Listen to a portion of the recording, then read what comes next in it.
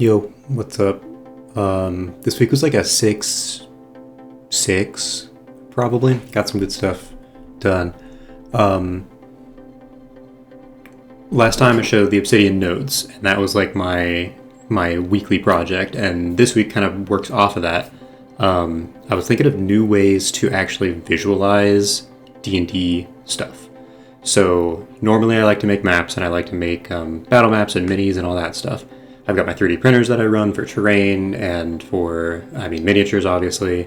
Also for, like, prop stuff. So, like, I've been running Daggerheart, and in that you need a fear count. So I made a little flippy fear thing. I'll put a picture of it here.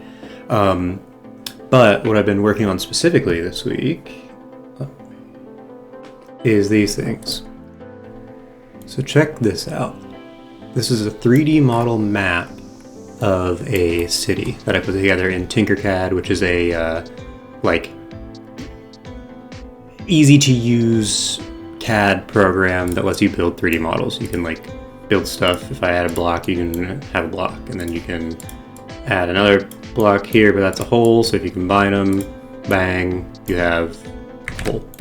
But using that, I made a map of a city here that is three-dimensional.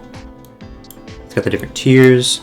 I didn't go into depth and do every single building. These are just city districts. But this way we can have an actual like tactile thing on the table. I haven't printed it yet. I'll send a picture when I print it.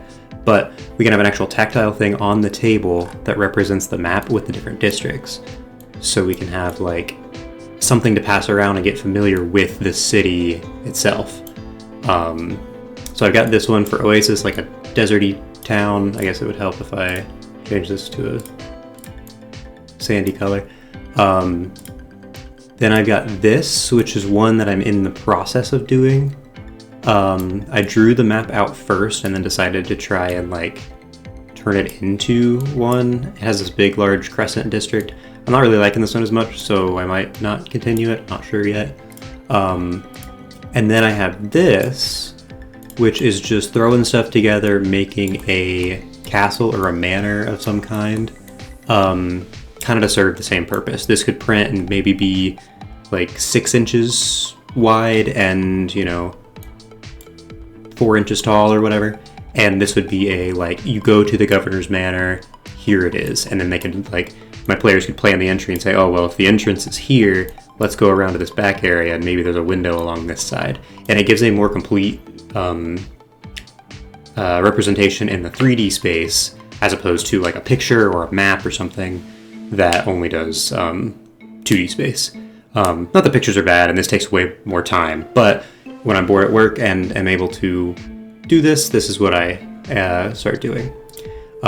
This program I do a lot of stuff with. So like this here is my flipper thing. So you can see here I have a little like skull guy that it'll be flipped like this when it's not in play, and it'll be flipped like that when it is in play, so you can track how many fear points you have, and then a little lever to like make sure it's up, lifted up so it can actually flip. I did the plans for my D&D table in this program.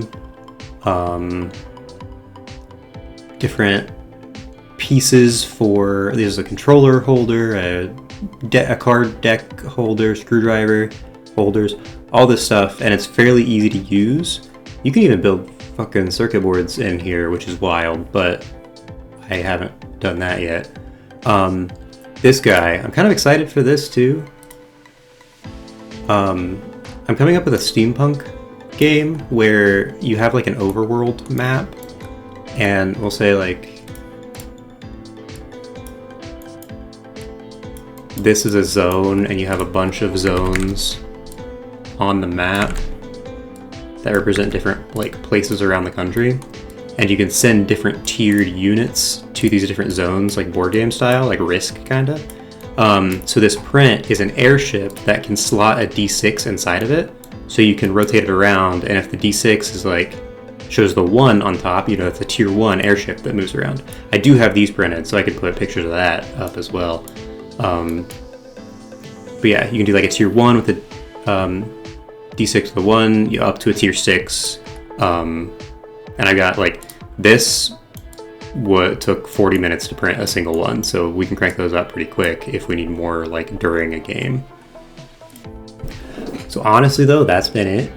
A lot of the 3D modeling stuff. I've done some more stuff adding DVDs to my media server, making sure that's all in one location, so that's been rad. But other than that, man, it's been pretty chill. Yeah.